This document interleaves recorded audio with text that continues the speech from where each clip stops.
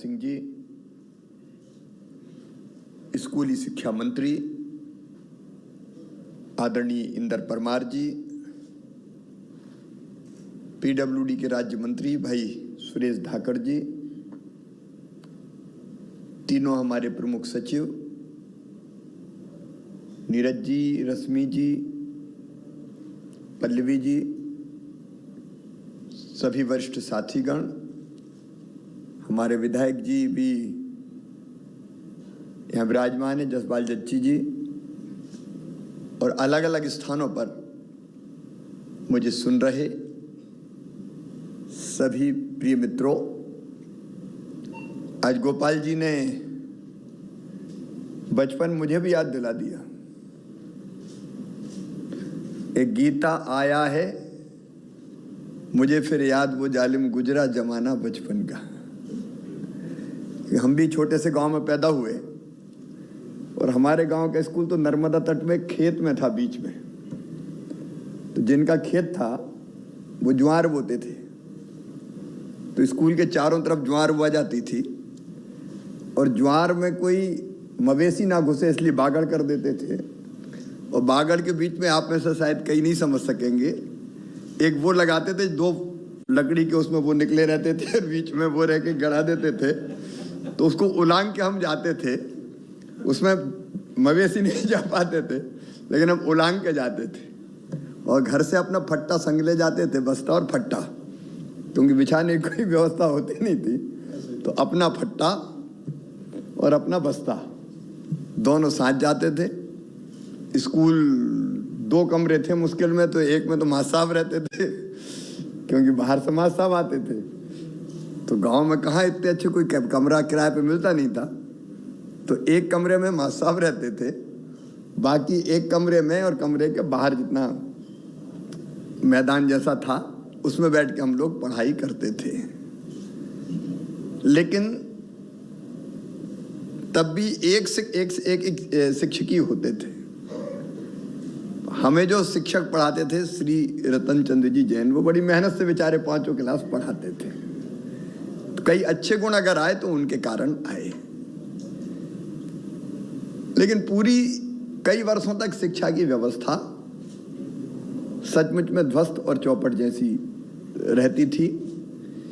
फिर बाद में हम भोपाल आए, तो यहाँ भी आप जानते हैं, मैं स्कूल में कई बार मेरे गया हूँ। 6.5 नंबर पे कन्या माध्यमिक शाला थी, उसमें कन्या नाम था लेकिन बच्चे भी पढ़ते थे। तो वहाँ भी जमीन पे बैठ के ही पढ़ते थे। बाद में थोड़ा सुधार स्कूल में किया हम लोगों ने, क्योंकि इस स्कूल से मैं जुड़ा रहा। फिर मॉडल स्कूल में पढ़ा तो वहाँ भी जुड़ा रहा। लेकिन सचमुच में आज जब हम देखते हैं तो तब में और अब में जमीन आसमान का अंतर है। अब अभी देख रहे थे जिन भवनों का हमने लोकार्पण किया है, सुविधायुक्त भवन बनाए जा रहे हैं। जब मैं मुख्यमंत्री बना तो हाई स्कूल की बिल्डिंग्स नहीं थी, हायर सेकेंडरी स्कूल की बिल्डिंग्स नहीं थी, भवन विहीन स्कूलों की संख्या हजारों में थी, माध्यमिक शालाओं के भवन नहीं थे, प्राइमरी स्कूल जर्जर अवस्था में थे।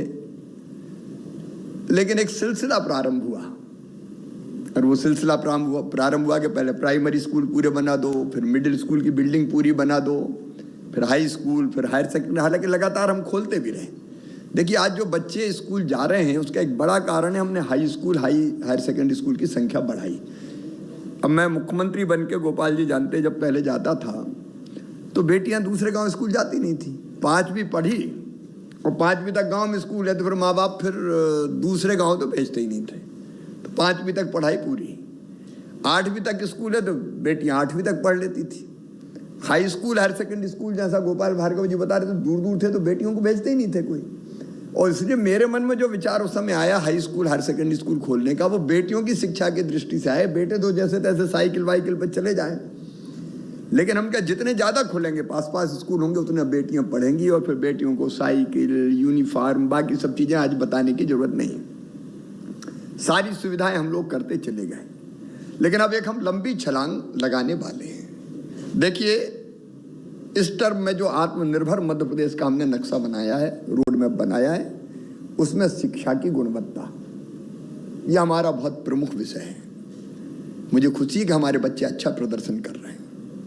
हमारे सरकारी विद्यालय भी अब हमारा सुभाष स्कूल सरकारी स्कूल है, लेकिन मेरिट में बच्चे आ रहे हैं। एक नहीं अनेकों विद्यालयों में शिक्षा का स्तर बहुत अच्छा है।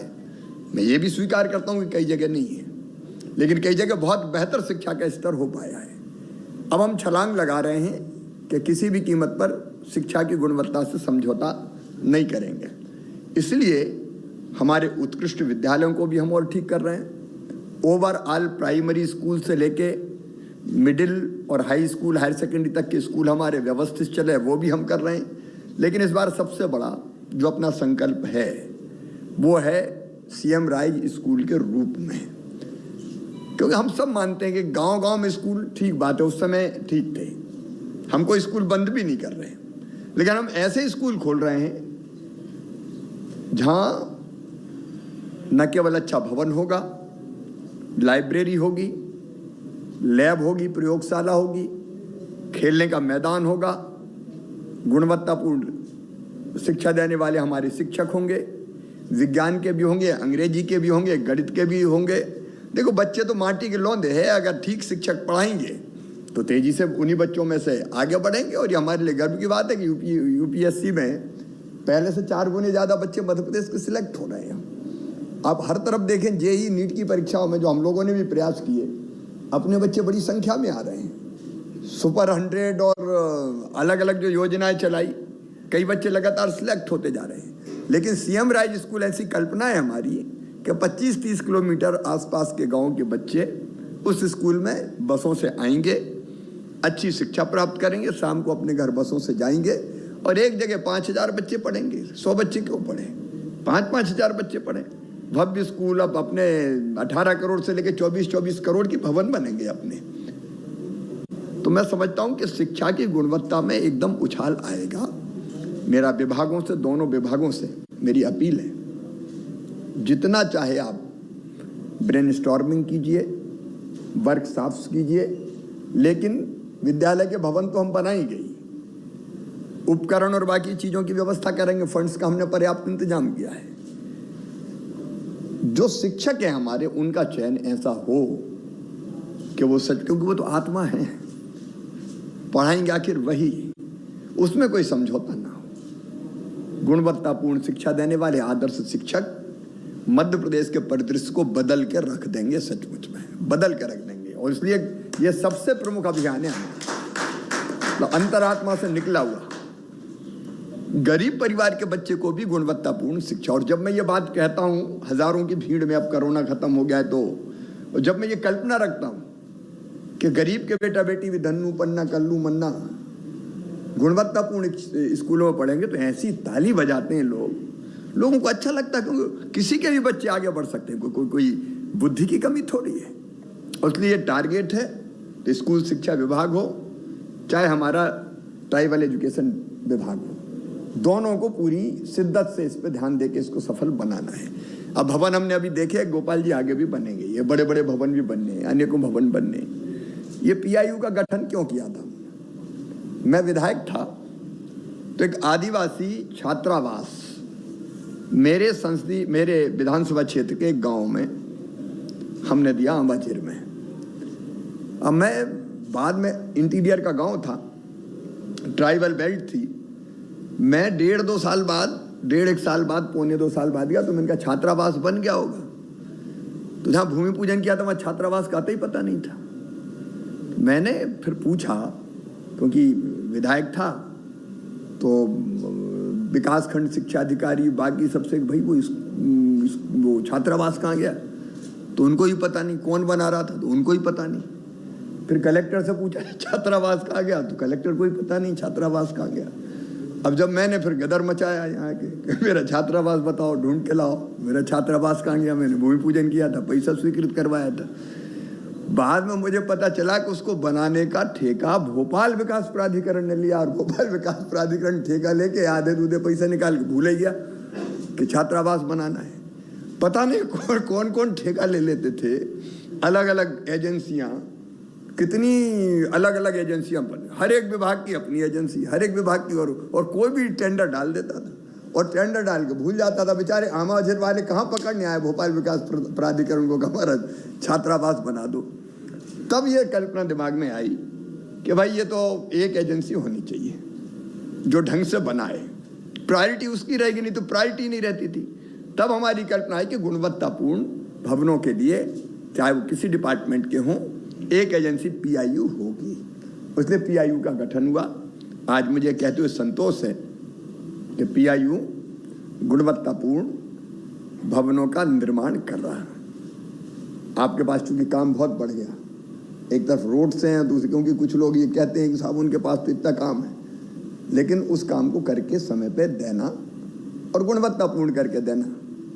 गोपाल जी बता रहे थे कि पहले से काफ़ी कम टेंडर के जो, हाँ, तो ये अच्छी बात है।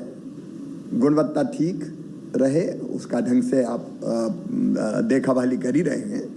और आज ये प्रसन्नता की बात है कि कई भवनों का हम लोकार्पण कर रहे हैं और कई का शिलान्यास कर रहे हैं, जिसमें मीना जी अधिकांश आदिवासी छात्रावास है। आपके पूरे ट्राइबल बेल्ट में मैं अभी सूची देख रहा था, भरे पड़े हुए हैं। तो ये सब अच्छे से बने, समय पे बने, हमारे बच्चे रह के ढंग से पढ़े।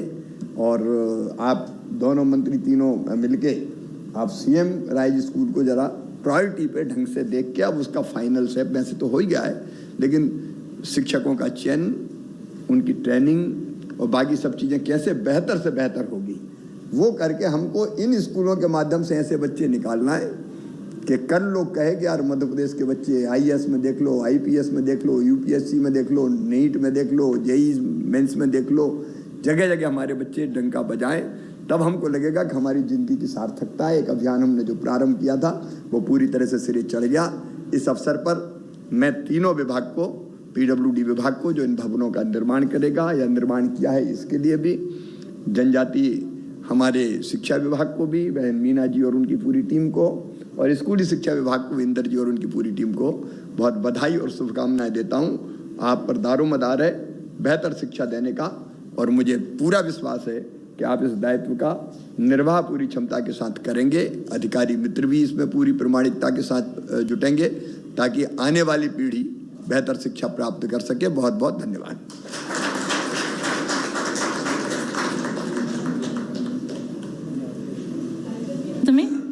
आयुक्त जनजातीय कार्य श्री संजीव सिंह से अनुरोध है कि वे आभार प्रदर्शन करें।